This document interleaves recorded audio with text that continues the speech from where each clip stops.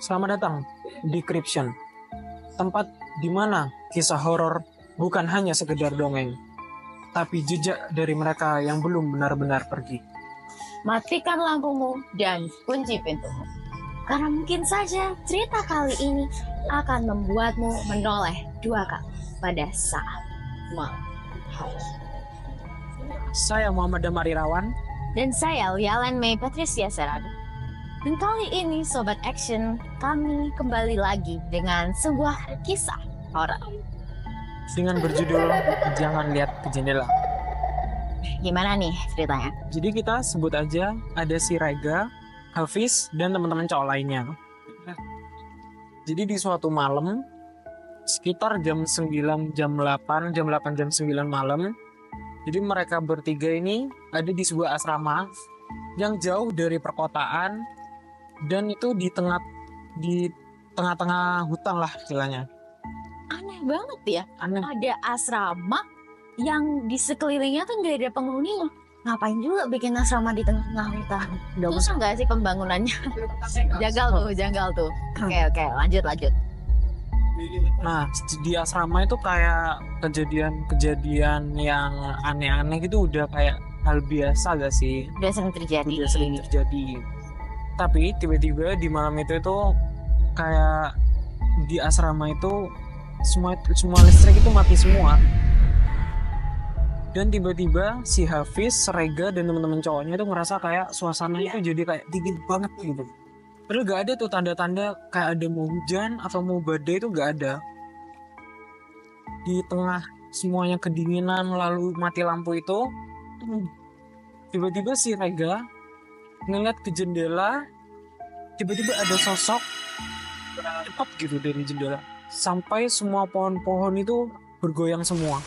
Aneh banget ya, sosok bayangan yang jalannya dia nggak kelihatan tuh itu manusia ataukah hewan. Saking cepatnya sih sampai nggak kelihatan. Oke, jadi kita anggap aja bayangan ya nih sobat. Mungkin Sobat Action di rumah ada tebakan tuh kira-kira yang dilihat bayangan apa. Ya lanjut. Tiba-tiba gak di situ aja, si bayangan tersebut tiba-tiba kayak ngetok-ngetokin kamar di asrama bagian cowok.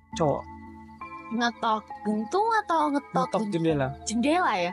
Kalau ngetok pintu mungkin masih mikirnya kayaknya ada orang masuk gitu, tapi jendela ngapain? Ini benar-benar iseng tuh pasti.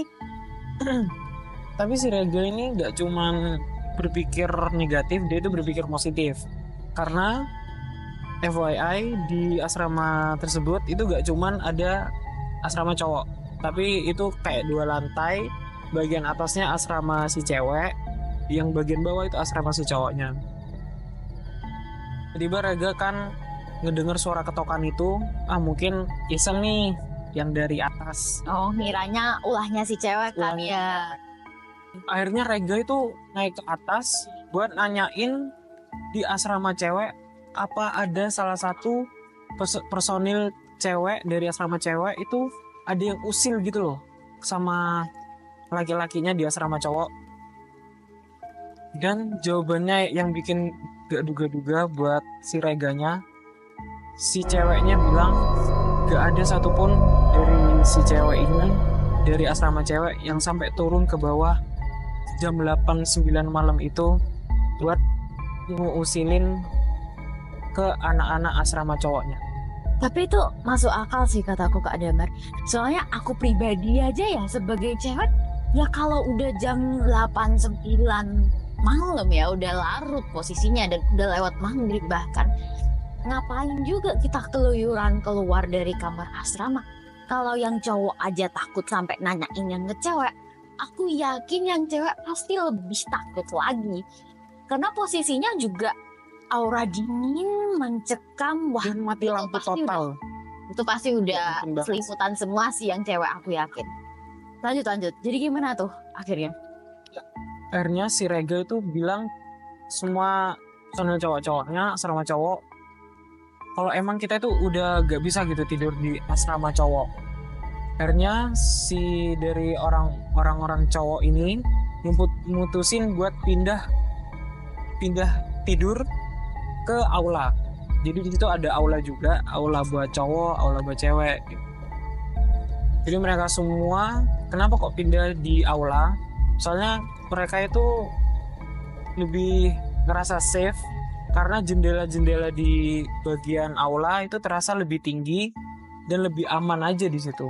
Iya benar sih, karena kalau jendelanya lebih tinggi, otomatis manusia biasa nggak mungkin kan bisa tiba-tiba ngetok gitu. Ya. Hasil harusnya ya, kalau mereka tidur di aula, otomatis nggak ada manusia yang isengin mereka di sana. Iya, betul banget tuh.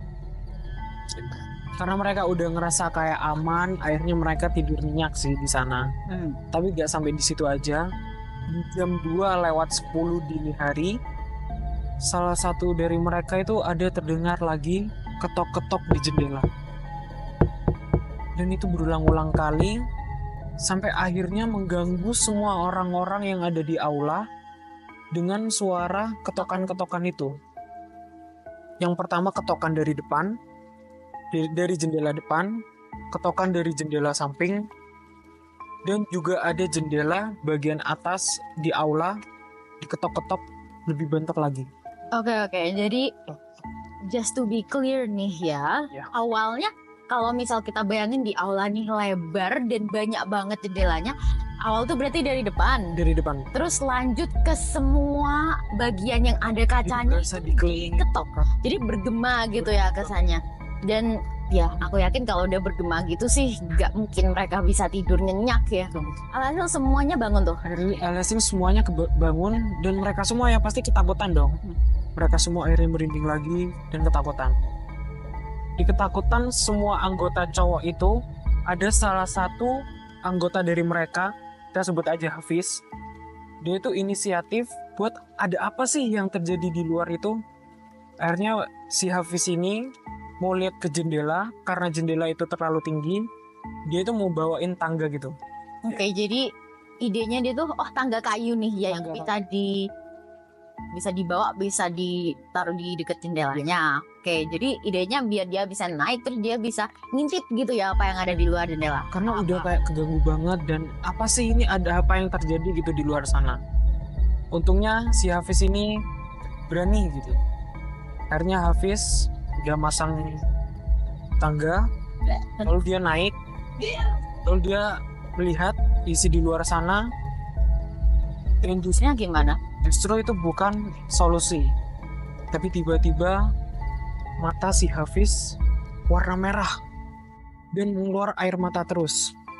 Badannya juga kaku dan dia tiba-tiba bener-bener kayak gak bisa ngapa-ngapain dan matanya juga sedikit melotot.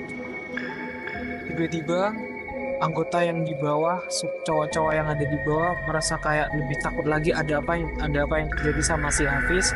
Tiba-tiba Hafiz menoleh ke semua anggota cowoknya dan bilang, kalian juga harus lihat, bagus kok. Merinding banget, takut.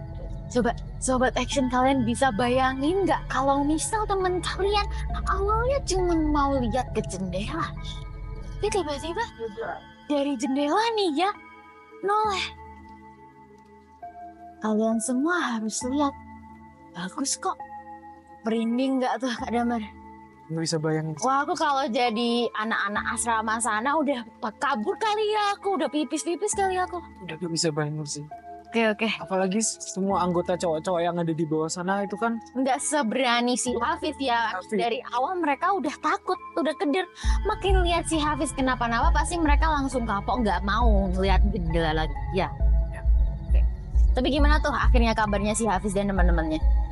akhirnya karena udah ngeliat Hafiz kayak gitu, dua anggota dari mereka itu tiba-tiba coba buat kabur. Udah pasti dong, kayak mereka tuh udah lari Mau keluar dari asrama nih ya. dari asrama nih. Berarti harus melintasi hutan dong. Dan itu gak bisa sih kayaknya. Iya itu. Dan anehnya lagi, jangankan sampai keluar ke hutan, tiba-tiba dia tuh bukain pintu yang ke arahnya bisa ke lorong gitu biar bisa berhasil keluar. Tiba-tiba itu kayak tertutup batu bata, semua batu bata itu tertutup. Jadi berat gitu ya dan nggak bisa dibuka. Jangankan mereka mau ke hutan, sobat, mereka buka pintu aja nggak bisa, bayangin. Gak bisa. Jadi mereka itu kesusahan mau lewat sini tuh ketutup batu bata, bahkan pintu ke depan juga ditutup lagi. Jadi mereka itu nggak tahu dia itu Bener-bener stuck gitu ya, bener-bener nggak ada jalan keluar dari asrama itu, entah kenapa seolah ada yang jaga nggak sih? Iya, soalnya ada kekuatan juga sebenarnya. Kalau aku pribadi sih ya sobat, aku nggak begitu paham soal cerita mistis yang ada di Indonesia, tapi yang pasti memang ada sosok penjaga dari asrama itu sendiri. Karena pertama udah sering terjadi hal-hal janggal, Udah seru. dan kedua itu pasti bukan ulah manusia sobat. Gimana tuh? Mungkin Kak Damar tahu nih siapa yang membuat celaka seperti ini. Ini mereka semua karena udah ketakutan banget, udah gak ada jalan keluar lagi. Akhirnya temen si Rega ini, karena salah satu caranya adalah kita harus berani tanpa melihat isi luar. Kita tuh harus hancurin jendelanya gitu. Oke, jadi aduh, ini susah sih. Karena kalau ngelihat jendela aja bisa langsung mata merah bergelimang air mata. Gimana kalau mereka ngancurin jendela ya? Aduh, bisa-bisa langsung sebadan mereka itu yang merah. Nggak habis pikir. Soalnya ini biasanya kalau udah dalam kisah horor, udah mereka mau melakukan perlawanan, ini pasti gong celakanya ada di sini. Betul nggak? Betul banget. Sobat Action, nggak sabar kan? Udah mau denger gongnya? Gimana tuh gongnya Kak Damar? Jadi mereka semua mau gak mau harus kerjasama agar salah satu dari jendela aja itu harus dipecahin, harus dilempar sesuatu Agar Agar mereka bisa semuanya- keluar. bisa keluar. Betul. Akhirnya salah satu dari temennya Rega itu yang bawa kursi dan yang satu lagi memandu agar bisa naik ke tangga tersebut. Akhirnya itu dengan susah payah sampai ya benar dengan ketakutan, dengan kemerindingan tersebut. Akhirnya ya mau gak mau gimana, akhirnya gak mau. Itu salah satu caranya biar semua itu bisa jadi semula. Sebenarnya itu janggal sih ya, karena seolah-olah penjaga dari asrama itu emang sengaja mengarahkan mereka biar cuman bisa keluar lewat jendela. Betul banget. Karena seolah ya udah cuman situ aja jalan keluarnya, mereka nggak bisa kemana-mana lagi. Mas mereka naik ke atas kan nggak mungkin kan ya. Tangganya juga cuma segitu aja sih. Oke, terus gimana tuh? Berhasil nggak mereka? Akhirnya tuh si temennya Rega ini salah satunya, dia tuh coba tutup mata sambil megang kursinya. Akhirnya dia lempar tuh ke jendelanya. Blok! Temennya Rega itu berhasil memecahkan kacanya sambil menutup matanya. Dan tiba-tiba semua menjadi normal, tapi semua anggota cowok-cowok yang ada di sana itu jadi pingsan semua. Oke, jadi sebenarnya mereka mau kabur tuh, tapi waktu dipecahin kacanya justru semuanya balik normal. Semuanya balik normal. Awalnya mati lampu jadi hidup balik gitu Tuh. ya, terus anak-anak juga jadi nggak merasa aura mencekam itu gitu. Tapi mereka pingsan. Pingsan semua. Wah, Tidak ada yang terkecuali. yang janggal ini, karena mereka nggak sadar kan tuh mereka diapain waktu pingsan. Jadi dari awal mereka menutup mata sampai sisa waktu mereka pingsan itu, mereka nggak sadar di sekelilingnya terjadi apa aja. Pasti ini ada sesuatu yang terjadi lagi nih, ada gong lagi nih. Besoknya, mereka ditemukan sama penjaga asrama tersebut. Dan anehnya adalah Hafiz gak ada di sana. Kok bisa?